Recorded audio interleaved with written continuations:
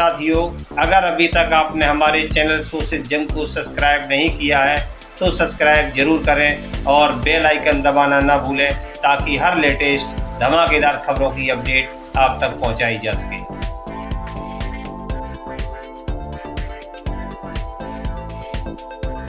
नजर उठाओ, आंखें खोलो, जा कर के इतिहास पढ़ो, लड़ो नहीं यूं आरक्षण पर, काबिल बन इतिहास गढ़ो।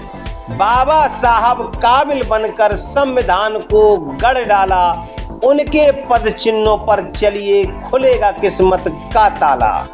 कर गुजर गए वो भीम थे, दुनिया को जगाने वाले भीम थे, हमने तो सिर्फ इतिहास पढ़ा है, इतिहास बनाने वाले तो भीम थे। उन्हीं भीमराव अंबेडकर की जयंती पर किया गया भव्य कार्यक्रम का आयोजन। दिल्ली के उत्तम नगर क्षेत्र के राजविलास आर्यन गार्डन में किया गया भव्य कार्यक्रम का आयोजन। कार्यक्रम के मुख्य अतिथि रहे उत्तम नगर विधानसभा क्षेत्र के लोकप्रिय विधायक नरेश बालियान। अन्य अतिथि गणों में आम आदमी पार्टी के युवा नेता बलराज शर्मा, संजय कौशिक, दिनेश भारद्वाज, पप्पू प्रधान, सुरेंद्र फौजी, Krishanpal Singh, Ravi Gujar, doctor RC Mathuria, engineer Shankar Lal, CP Singh Chauhan समेत कई RWA के प्रधान क्षेत्रीय गणमान्य महानुभावों ने की कार्यक्रम में शिरकत।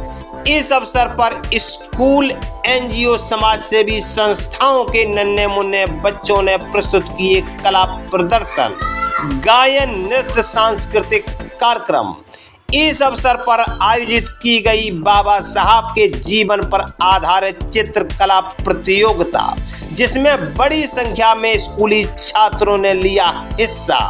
देखिए इस अवसर पर उपस्थित जन समूह को संबोधित करते हुए क्या बोले मुख्य अतिथि के रूप में क्षेत्रीय विधायक नरेश बालियान। इस देश के इतिहास में दलितों के लिए, पिछड़ों के लिए बहुत ही सौभाग्य का दिन है। बाबा साहब डॉक्टर भीमराव अंबेडकर जी ने कहा कि समाज शिक्षित बनो, संगठित रहो और संघर्ष करो। इन तीन चीजों का मतलब ये है कि जब आप सब लोग इकट्ठे हैं, एकता में बहुत बड़ी ताकत है। अगर आप लोग इकट्ठे हैं तो सारा समाज, सारी दुनिया आपके सामने झुकेगी, सारा देश आपके सामने झुकेगा। पिछले कई सौ पीढ़ियां, कोई 10, 20, 50 साल नहीं, कई सौ पीढ़ियां जिस तरीके से समाज के दलित और पिछड़े वर्ग के साथ जो व्यवहार हुआ वो किसी को बताने की जरूरत नहीं है। बाबा साहब भीमराव अंबेडकर जी की सारा पूरी जीवनी, जब कोविड था, कोविड के अंदर लॉकडाउन लगा हुआ था, तो कई सारी किताबें कई संगठनों ने मेरे को दी थी। जब कहीं भी मैं किसी कार्यक्रम में जाता था तो किताबें थी मेरे पास, तो कोविड के दौरान मैंने वो 7-8 किताबें उनके बारे में पढ़ी। मैं सही कह सकता हूँ कि रूह कांप जाती है कि किस तरीके से उन्होंने अपना जीवन जिया है और किस तरीके से आप जैसे लोगों के लिए, हम जैसे लोगों के लिए किस तरीके से उन्होंने संघर्ष किया है। और उनके संघर्ष की कोई दूसरी मिसाल नहीं हो सकता इस देश के अंदर, कोई दूसरी मिसाल नहीं है।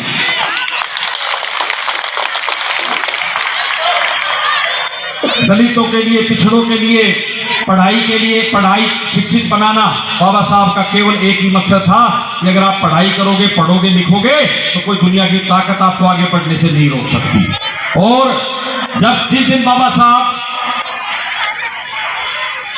ने इस देश का संविधान लिखा और उस उन्होंने संविधान के अंदर वो चीजें लिखी जो उन्होंने सारा जीवन झेली थी, वो चीजें जो जिस तरीके से प्रताड़ित होते थे, जिस तरीके से अपमान सहते थे, वो सारी चीजें उन्होंने उस संविधान के अंदर की मेरे साथ ऐसा हुआ है लेकिन मेरे और भाइयों और बहनों के साथ ऐसा ना हो, ऐसा संविधान उन्होंने इस देश के लिए बनाया है। आज देश के अंदर जो हालात हैं, संविधान को खत्म करने की कोशिश की जा रही है, संविधान को बदलने की कोशिश की जा रही है। अगर किसी आदमी ने किसी को वोट दिया और कोई सरकार बन गई तो यही तो संविधान है कि जिसकी सरकार बनी वो अपना स्टेट चलाए, वो अपना उसकी राज्य के अंदर उसकी सरकार चलेगी। लेकिन जिस तरीके से आपने देखा कि भारतीय जनता पार्टी के लोग क्या कर रहे हैं, कोई बैठा हो तो भारतीय जनता पार्टी का मेरी बात का बुरा मत मानना भाई, बुरा मत मानना।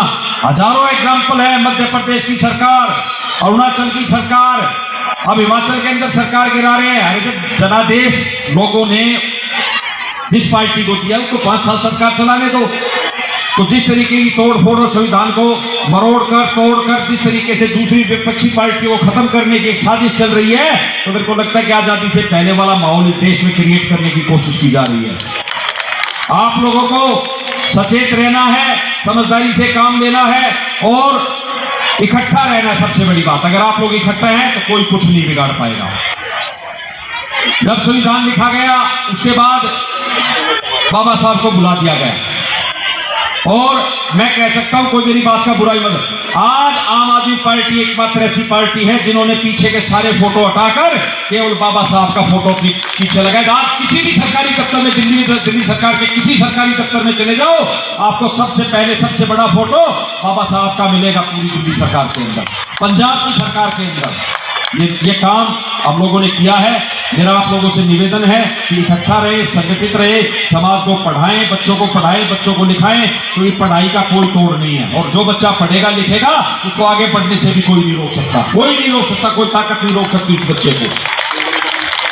तो मैं सारी टीम को बहुत बहुत बधाई देता हूं। और एक और खुशखबरी, ये जो बाबा साहब के जयंती का जो हम कार्यक्रम कर रहे हैं पिछले कई साल से, ये पूरे पश्चिमी दिल्ली का सबसे बड़ा कार्यक्रम है, पूरी वेस्ट दिल्ली वेस्ट लोकसभा का।